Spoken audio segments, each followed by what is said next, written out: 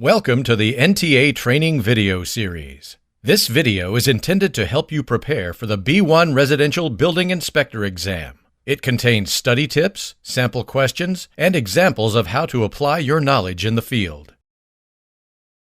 To start preparation for your B1 Residential Building Inspector exam, you need to know what materials are appropriate for studying. A good place to look is the ICC website. This is the same website used to register for the exam. Go to www.iccsafe.org. Once you are there, hover over Education and Certification and go to the second column, Certification and Testing. Click the arrow next to Certification Exams, and a new drop-down will appear. Click the National Exam Info and Registration link. Then scroll down to the National Certifications Categories list and click on the plus sign to the right of the Residential Inspector category. Once Residential Inspector is expanded, you will see various exams listed. Find Residential Building Inspector B1 and select Bulletin CBT. The document shown here gives a breakdown of each exam and the materials which should be used for reference when taking the exam. The material you will need to study is the 2015 International Residential Code. Once you have obtained the appropriate reference materials, you need to get familiar with the books. Use the table of contents in the 2015 IRC to locate chapters 1 through 10. These are the chapters that cover the building section that you will need to concentrate on to study for the B1 exam. Begin reading these chapters starting with 1 and work your way to chapter 10, reading for about 15 to 30 minutes at a time. Keep in mind that the exams are an open book test, so after reading through these chapters, it's a good idea to go back and skim the text again to get familiar with the section numbers and titles. The goal is to be able to quickly identify what section you are looking for to answer the question, not to memorize the entire code. The B1 exam has 60 questions, and you will have 2 hours to complete it. Now we will look at some sample questions to demonstrate ways to quickly identify keywords that will help you find the code section with the correct answer. The table of contents and index can be helpful tools to locate the appropriate section. It's also a good idea to create tabs for your books, so you'll be able to flip to pages quickly. The following are example questions from chapters 1 through 10. Practice using keywords within the question to try and find the correct code section in the index, unless you already know where to find the correct answer.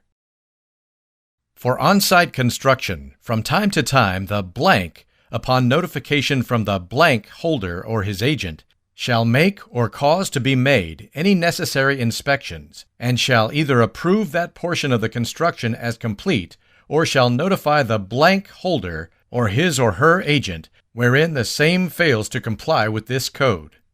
This question has to do with inspections. Look in the index for the keyword inspection, and you will see various types of inspections are listed. Other words within the question should help you narrow down your options, such as on-site. This will lead you to section R109.1. Once you locate this section in Chapter 1, read the paragraph to find the words to fill in the blanks. The words that will be found to complete this passage are building official and permit from section R109.1 of the 2015 IRC. This picture shows a foundation being constructed. A foundation inspection is one of the inspections a code official would complete once notified by the permit holder. These pictures show rough framing and plumbing you may see in a manufacturing facility during a rough framing inspection. This is an example of one of the various inspections a building official or inspector would complete. True or false? The building official is authorized to serve a notice of violation or order on the person responsible for erection, construction, alteration, extension repair, moving, removal, demolition, or occupancy of a building or structure in violation of the provisions of this code, or in violation of a permit or certificate issued under the provisions of this code. This question is discussing violations of the provisions of the code. Look for violation in the index, which will direct you to section R113 of the IRC. Additional keywords such as notice of violation will help you narrow down the possible subsection. Scan the section until you find subsection R113.2, Notice of Violation. Read the section of the code to determine if the statement is true or false. From the paragraph, you should be able to determine that the statement is true. Any building that contains one or two dwelling units used, intended, or designed to be built, used, rented, leased, let, or hired out to be occupied, or that are occupied for living purposes. This type of question is a definition. By using the keyword dwelling units, you will find the definition for dwelling units is located in R202. In Chapter 2, you will notice a few definitions which have to do with dwelling units. Reread the question to remind yourself of the definition you are looking for. You should recognize the phrase, any building that contains one or two dwelling units, in the definition for dwelling. Any building that contains one or two dwelling units used, intended, or designed to be built, used, rented, leased, let, or hired out to be occupied, or that are occupied for living purposes, is the definition of a dwelling. These pictures are examples of dwellings. One is an example of a single-family home, and the other is an example of a duplex, which is a two-family dwelling. An exterior wall of a home is 4.5 feet from a lot line. The fire rating of the wall is required to be blank hours. Here you are looking for the fire rating requirements of an exterior wall when it is close to a lot line. Start with the keyword exterior wall and look in the index. You will find exterior wall fire resistance rating is located in section R302.1. In section R302.1, it will reference you to table R302.1.1. Use this table to determine the fire separation required for the exterior wall. Start by locating the wall element in the first column. In our example, wall, you know from the question there is a fire rating. So choose Fire Resistance Rated and continue going right on the table, and you will find that 1 hour fire-rated construction is required for a wall that is less than 5 feet from the property line. The answer to the question is 1 hour per table R302.1.1. This figure demonstrates how to measure for the requirements of table R302.1.1. Here is an example of how a wall can be rated for exposure from both sides when it is less than 5 feet from a property line, as required in table R302.1.1. True or false? The window in this picture is required to be safety glazed. Start by using the keyword glazing, since you know you are looking for requirements for a safety glazed window. The index will lead you to R308 for glazing. As you read through this section of the code, you will come across R308.4 for hazardous locations, which includes R308.4.3, glazing in window. In this section, there are 4 requirements, and all 4 must be met to require a window to be safety glazed. Go through the items like a checklist. First, is the window over 9 square feet? 3 feet times 4 feet equals 12 square feet. So yes, the window is over 9 square feet. Second, is the bottom edge of glazing greater than 18 inches above the floor? The bottom edge is 1 foot 7 inches above the floor, which is greater than 18 inches. In the code, a window is required to be glazed when the glazing is less than 18 inches above the floor. Based on these measurements, the statement is false. The window is not required to be safety glazed. The clearance required at a water closet is blank inches from a wall and blank inches in front of the fixture. You know you are looking for clearances required at a water closet or toilet. The closest reference you will find in the index for these clearances is bath and shower space, which is located in R307. The first paragraph of the toilet, bath, and shower spaces section is R307.1, space required. This text will direct you to figure R307.1. The various illustrations in this figure list the clearances required at the various fixtures you will find in a bathroom. This illustration is based on figure R307.1 and shows the answer to be 15 inches from a wall and 21 inches in front of the fixture. The required stair riser height is blank inches and the tread depth is blank. The nosing on the treads shall not project less than blank inch and not more than blank inches, and shall be provided on stairways with solid risers. In this question, you know you are looking for the dimensions of stairs, including the required riser height, tread depth, and nosing measurement. Start by searching the index for stairs. The closest you will find is stairway, which directs you to section R311.7. This section starts by giving the width and headroom required for stairs, but you are also looking for riser and tread dimensions. As you scan the text, you will come to sections R311.7.5.1, riser, and R311.7.5.2, treads. These two sections should have the required information to answer the question. Section R311.7.5.1, risers, states that the required riser height shall not be more than 7 3/4 inches, and section R311.7.5.2, treads, states the tread depth shall not be less than 10 inches. Section R311.7.5.3 pertains to nosing requirements and tells you that nosing shall not be less than 3/4 of an inch, but no more than 1 1/4 inches. The answers to this question are found in this section and are 7 3/4 inches, 10 inches, 3/4 of an inch, and 1 1/4 inches.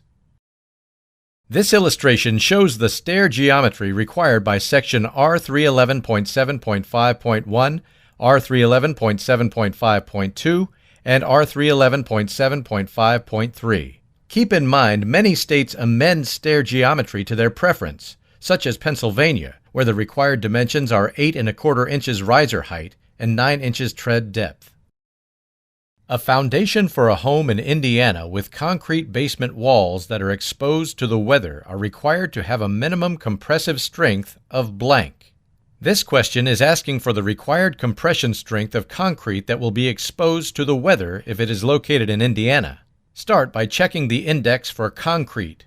Once you find concrete in the index, it lists compressive strength and refers you to section R402.2.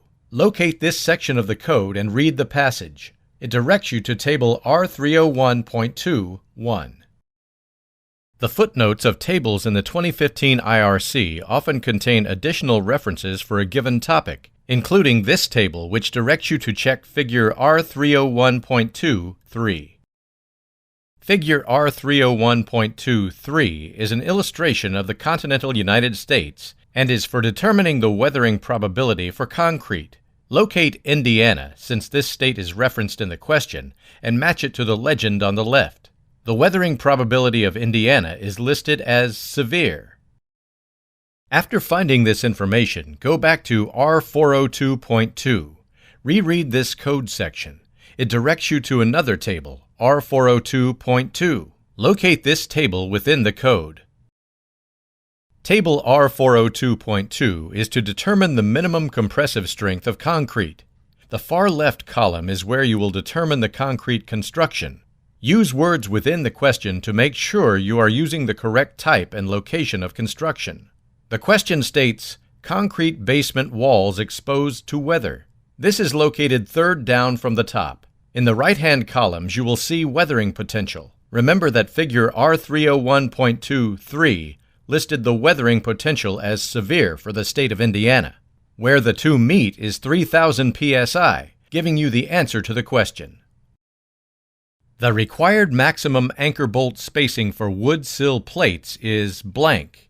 The anchor bolts used must be a minimum of blank inches in diameter and extend a minimum of blank inches into concrete or grouted cells of concrete masonry units.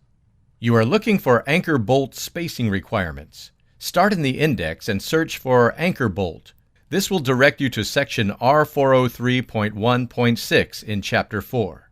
Within this section, you want to look specifically for wood sill plates with anchor bolts, since that is what is referenced in the question. In the third paragraph, you will find that the required anchor bolt spacing is 6 feet on center. This takes care of the first part of the question. Continue reading this paragraph and, if necessary, reread the question to remind yourself of the other information you need.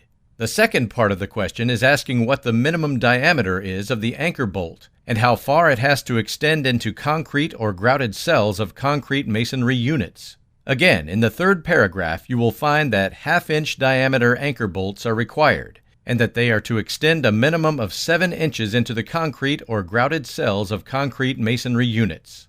Now you have the complete answer. Anchor bolts are required to be 6 feet on center and a ½ inch diameter and extend at least 7 inches into concrete or grouted cells on block. This illustration shows minimum anchor bolt requirements. In section R403.1.6, it makes reference to other approved anchors. An example of this is shown. The strap shown embedded in the concrete could take the place of the anchor bolts if installed. Here is an example of actual construction showing a wood sill plate with anchor bolts per section R403.1.6. True or false? Sawn lumber shall be identified by a grade mark of an accredited lumber grading or inspection agency and have design values certified by an accreditation body that complies with DOC PS 20. In lieu of a grade mark, a certificate of acceptance issued by a lumber grading or inspection agency meeting the requirements of this section shall be accepted. This true or false question is talking about the grading requirements of lumber, so use the keyword lumber and search the index. When you find the word lumber, you will see grade immediately below it. Since multiple code sections are referenced, start with the first one listed, R502.1.1. Section R502.1.1 of the code is labeled sawn lumber. Since the question specifically mentions sawn lumber, you know this is the correct section. Once you read this section, you should determine that the answer is true. In the photos shown, these are examples of the grade markings required on lumber. Of the notches shown, which one or ones are in compliance with the code? Is the drilled hole size and location compliant? In the illustration, you can see notch A and notch B. Use the keyword notches to help find the code section in the index. Under notching in the index, you will see various options. In the previous illustration, the notches appeared to be in joists, so the first place to start would be section R502.8 for wood joists. Section R502.8 describes the requirements to be able to notch a joist. This section also references figure R502.8. This illustration shows the locations where notches can be placed as well as the size of the notch. Notice that notches cannot be placed in the middle third of a joist. There are 2 parts of compliance to verify. First, let's check the location of the notches. Notch A is located 9 13/16 inches from the end of the joist, which has an overall length of 9 feet. This notch is located in the outer third of the length of the joist, which is in compliance with the thirds rule in R502.8. The second notch, notch B, is located 5 feet 8 3/16 inches from the edge of the joist. This puts this notch in the middle third of the joist, which is not allowed per section R502.8. The second part to determine is whether or not the notch meets the requirements for the size, depth, and width of the notch. In order to determine allowable depth and width, you will need to know the depth of the joist. In this case, the depth of the joist is 9 1/4 inches. The allowable depth is determined by taking D, which is depth of joist, and dividing it by 6. We know the depth of the joist is 9 1/4 inches. 9.25 divided by 6 equals 1.54 inches for allowable depth. Notches A and B are 2 inches deep, so notch A does not comply with the required depth for a notch. The width is also determined by the depth of the joist, but this time D, depth of joist, is divided by 3. For this question, notch A is 5 inches wide and notch B is 4 inches wide. The allowable notch width is as follows. 9.25 divided by 3 equals roughly 3 inches. Neither A or B comply with the code. When a 2x6 exterior load-bearing wall has the top plate notched 3 inches for a plumbing pipe, what provisions are required? For this question, you need to find the requirements for notching a 2x6 load-bearing wall top plate. You can start by searching the index for the word notch. In the index below notch, you will find wood plates, which references section R602.6.1.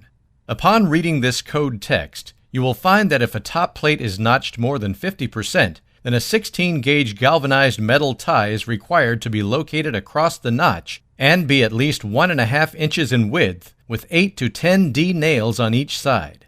This is the answer to the question.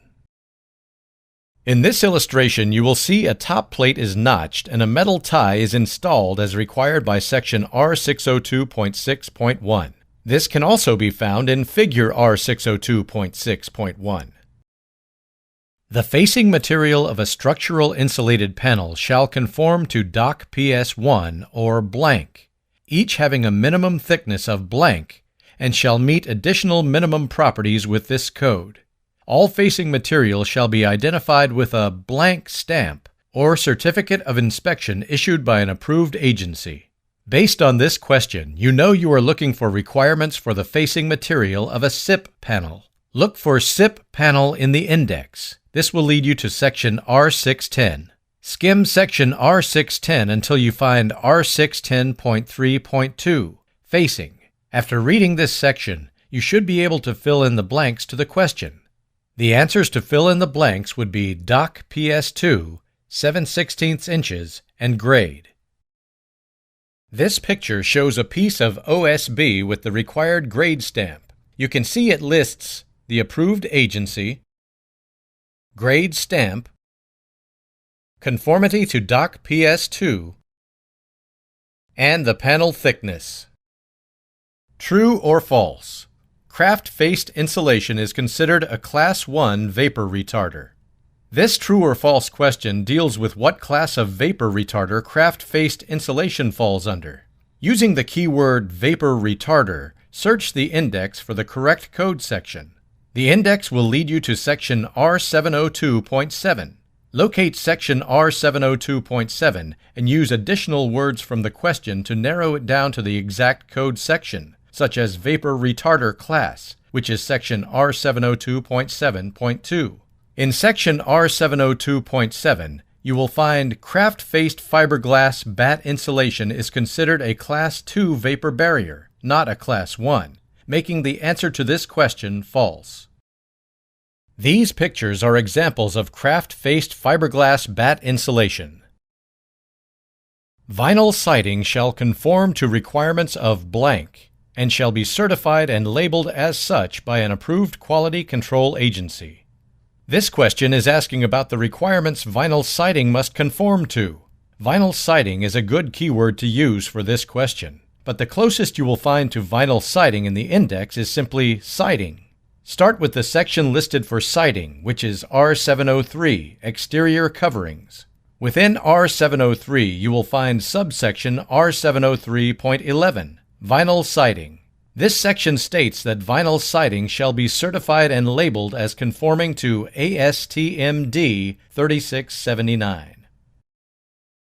This picture shows a box for vinyl siding which shows compliance with ASTM-D 3679. This information can be found on the box or on the paperwork inside the box. A 2x6 SPF No. 2 rafter, which will have a roof live load of 20 PSF, dead load of 10 PSF, and if the ceiling is not attached to rafters, it can span blank at 12 inches on center. You are looking for the allowable rafter span for a 2x6 SPF No. 2. when it has a live load of 20 PSF at 12 inches on center. Using the keyword rafters in the index, you will find that requirements for rafters begin in Section R802. Start skimming this chapter to find a subsection that relates to rafter spans, and you will find Section R802.5.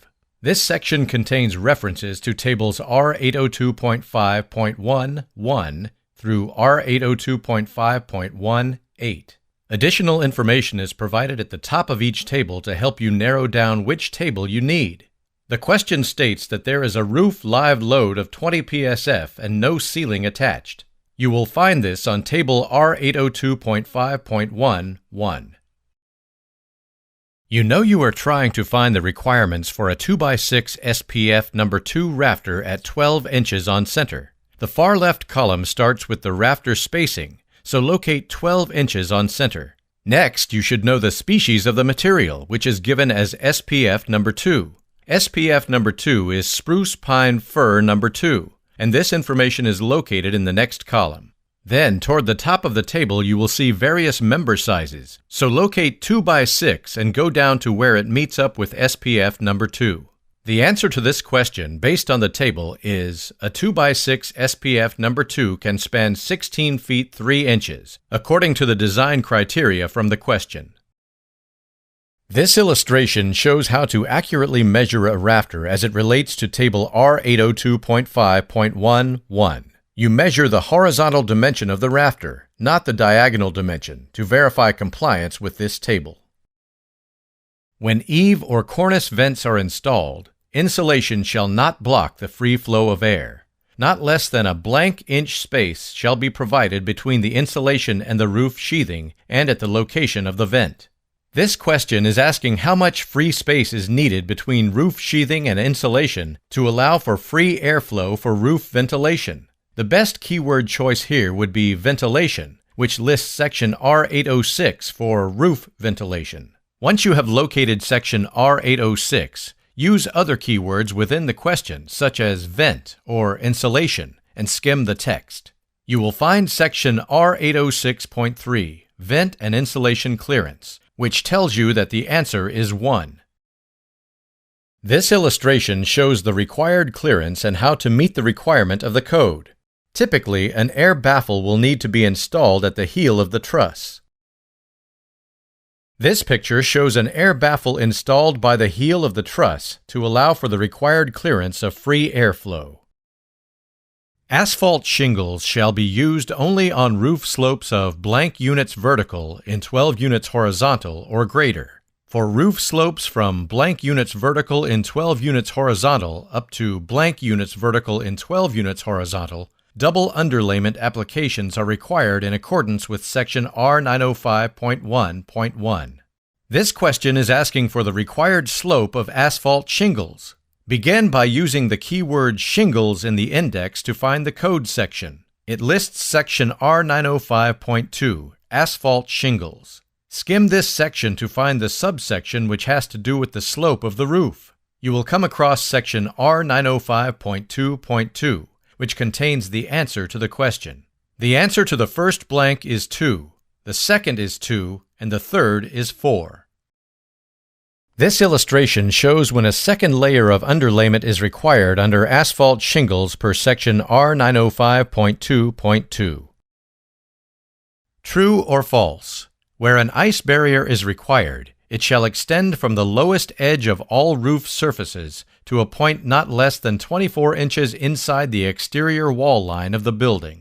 To answer this true or false question, you need to determine if an ice barrier must extend 24 inches inside the exterior wall. An obvious keyword is ice barrier, but this word is not in the index. Instead, use roof and coverings, since an ice barrier is a type of roof covering. This will lead you to section R905. Section R905 is pretty extensive and has multiple subsections. Skim through this section of the code and try to find the words ice barrier. You will find them under section R905.16.4, Underlayment Application. Read the section which starts with ice barrier. From reading this section, you will find the answer to the statement is true. This illustration shows how the ice barrier should be measured and how it extends inside the exterior wall. This picture shows an ice barrier being installed in a factory. You can see that one roll is not long enough to meet the 24-inch requirement, and a second roll will be required. Be sure to check that the installation instructions are followed for overlapping the material. Chimneys shall extend blank feet higher than any portion of a building within blank feet, but shall not be less than blank feet above highest point where chimney passes through the roof. In this question, you are looking for the required clearances around where a chimney terminates. Start by using the keyword chimney to find the code section in the index. Under chimney, you may see some options that may appear to be the code section you are looking for. But when you look at the question again, you can see you are looking for the section on termination, which is R1003.9. Once you read the text, you can determine the answers to fill in the blanks. The answers would be 2 for the first blank, 10 for the second, and the third would be 3. This illustration shows R1003.9 and the required measurements to meet the code requirement. True or false? This hearth meets the requirements of the IRC. This is asking you to take a look at the illustration and check to see if the hearth meets the requirements of the IRC. Start by checking the index for hearth, which will lead you to section R1001.9. After reading this section, you should realize this is not what you are looking for, but the section directly after that, R1001.10, Hearth Extension Dimensions, is. Reading section R1001.10 will help you determine the dimension requirements of the hearth and its extension. If the fireplace opening is greater than 6 square feet, the hearth extension must be at least 20 inches in front of and 12 inches to the side of the fireplace opening. Start by determining the square footage of the fireplace opening to see if it is over 6 square feet. You have 3 feet in width and 3 feet in height, which is 9 square feet.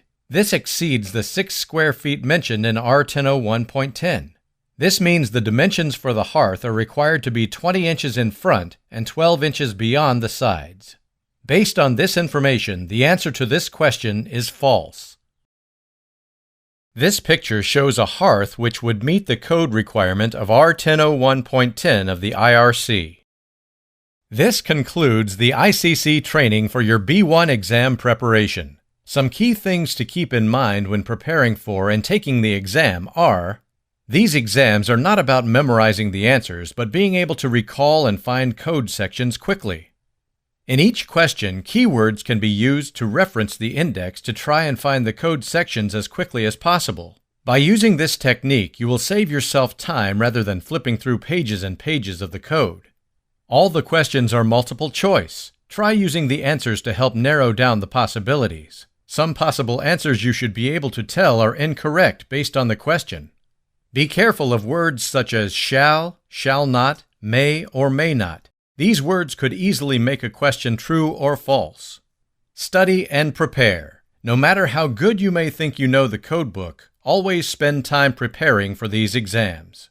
This concludes the Preparing for the B1 Residential Inspector exam. Thank you for using the NTA Training video series.